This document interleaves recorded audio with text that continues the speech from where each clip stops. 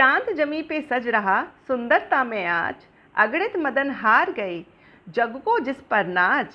पावन ये त्योहार है आई करवा चौथ, कर 16 सिंगार चली लिए हाथ में जोत। खाजे घर घर बन रहे मह कुड़ी है आज, बालक नाचे झूम के मन में बजते साज। जय श्री कृष्णा दोस्तों, जय चौथ माता की। आज हम आपके समक्ष प्रस्तुत हुए हैं करवा चौथ माता की कथा लेकर के। तो आइए श्रवण करते हैं चौथ माता की कथा। कार्तिक मास की कृष्ण पक्ष की चतुर्थी को करवा चौथ का व्रत किया जाता है। यह स्त्रियों का प्रमुख त्यौहार है। सुहागिन स्त्रियां अपने पति की दीर्घायु के लिए यह व्रत करती हैं। यह व्रत निर्जल किया जाता है एवं करवा चौथ के व्रत में स्त्रियों को इस मंत्र का उच्चारण भी अवश्य करना चाहिए। मम सुख सौभाग्य पुत्र पौत्रादि सुस्थिर सी प्राप्त कर्क चतुर्थी व्रतम अहम करिष्ये। अर्थात पति पुत्र तथा पौत्र के सुख एवं सौभाग्य की कामना की इच्छा का संकल्प लेकर निर्जल व्रत कर रहे हैं। इस व्रत में भगवान शिव, पार्वती, गणेश एवं कार्तिकेय की प्रतिमा का भी पूजन का विधान है। बाजार में मिलने वाला करवा चौथ का जो चित्र होता है उसमें सभी का चित्र होता है। आइए अब श्रवण करते हैं चौथ माता की कथा का। एक साहूकार था, उसके 7 बेटे एवं एक बेटी थी। सातों भाई अपनी बहन के साथ मिलकर खाना खाते थे। एक दिन कार्तिक की चौथ का व्रत आया तो भाई बोले कि आओ बहन जीम लें। उसकी बहन बोली कि भाई आज मेरा करवा चौथ का व्रत है, इसलिए चांद निकलने पर ही जीमूंगी। तब भाई बोले कि क्या हमारी बहन भूखी रहेगी? तो एक भाई ने दिया लिया और एक ने छलनी ली। एक पेड़ के पास एक तरफ होकर दिया जलाकर छलनी ढक दी और आकर कहा कि बहन तेरा चांद निकल आया है। तो वह भाभियों से बोली कि आओ भाभी अर्घ दे दें। तब भाभियों ने बोला कि बहन जी तुम्हारा ही चांद निकला है, हमारा तो रात को निकलेगा। तो उसने अकेले ने ही अर्घ दे दिया और भाइयों के साथ जीमने के लिए बैठ गई। पहली गस्सी में बाल आया, दूसरी में पत्थर निकला, तीसरी में ससुराल से बुलावा आ गया कि जमाई राजा बहुत बीमार है, जल्दी से भेजो। तब माँ बोली कि साड़ी पहनकर ससुराल चली जा और सोने का टका पल्ले में बांध दिया और कहा कि रास्ते में कोई भी मिले तो उसकी पैर छूती जाइयो और उनका आशीर्वाद लेती जाइयो। सब लोग रास्ते में मिले और यही आशीर्वाद देते गए, ठंडी हो, शब्द करने वाली हो, सातों भाइयों की बहन हो, तेरे भाइयों को सुख दे। परंतु किसी ने भी सुहाग का आशीर्वाद नहीं दिया उसको। ससुराल में पहुंचते ही दरवाजे पर छोटी ननद खड़ी थी तो उसने उसके पैर छुए तो नंद ने कहा, सील हो, सपूती हो, 7 पुत्रों की माँ हो, तेरे भाइयों को सुख मिले। यह बात सुनकर उसने जो सोने का टका था जो उसकी माँ ने दिया था उसे खोल करके अपनी ननद को दे दिया। अंदर गई तो सासू ने कहा, ऊपर मुंडेर पर है, वहाँ जाकर बैठ जा। जब वह ऊपर गई तो देखा उसका पति मरा पड़ा है और वह रोने चिल्लाने लगी। उसकी सास दासियों से कहती है कि वह ऊपर पड़ी है, उसको बंधी हुई रोटियां दे आओ।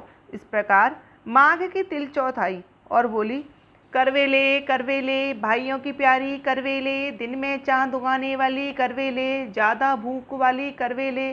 तब वह चौथ माता को देखकर बोली कि तूने मेरे को उजाड़ा है तो तू ही सुधारेगी, मेरे को सुहाग देना ही पड़ेगा। तब चौथ माता ने कहा, पौष की माता आएंगी, वह मेरे से बड़ी हैं, वही तेरे को सुहाग देंगी। इस प्रकार पौष माता भी आकर के गईं।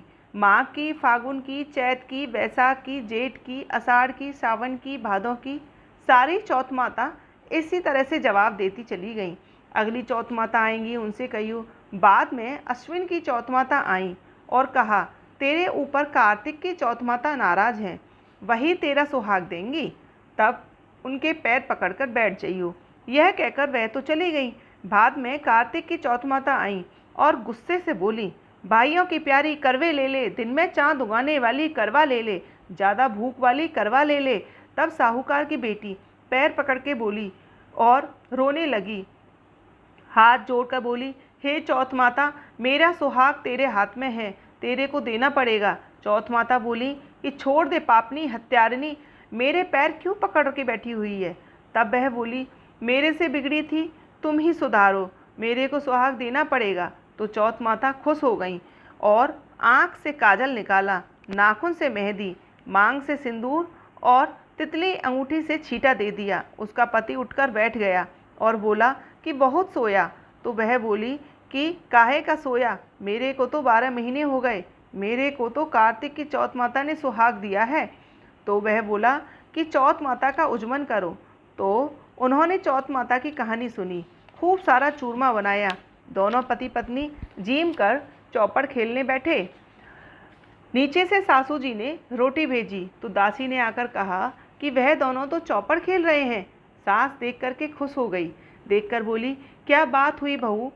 बहू बोली मेरे चौथ माता टूटी हैं, और कहकर सासू जी के पैर छूने लगी और सारी नगरी में ढिढोरा पिटवा दिया कि सबको चौथ माता का व्रत करना चाहिए। 13 चौथ करना, नहीं तो 4 करना, नहीं तो 2 चौथ, सबको ही करना। हे चौथ माता, जैसा साहूकार की बेटी को सुहाग दिया वैसा सबको देना, मेरे को भी देना, और कहते सुनते हुंकारा भरते सब परिवार को सुहाग देना। बोल चौथ माता की जय। दोस्तों, हमारे हिंदू धर्म में कोई भी जब कथा हम बोलते हैं तो वो कथा तब संपूर्ण मानी जाती है जब हम विनायका जी की कहानी अर्थात गणेश जी की कहानी सुनते हैं। ठीक, तो दोस्तों अब हम गणेश जी की कहानी सुनते हैं। बोल श्री गणेशाय नमः। एक अंधी बुढ़िया माई थी जिसके एक बेटा और एक बहू थी। वह बहुत गरीब थी।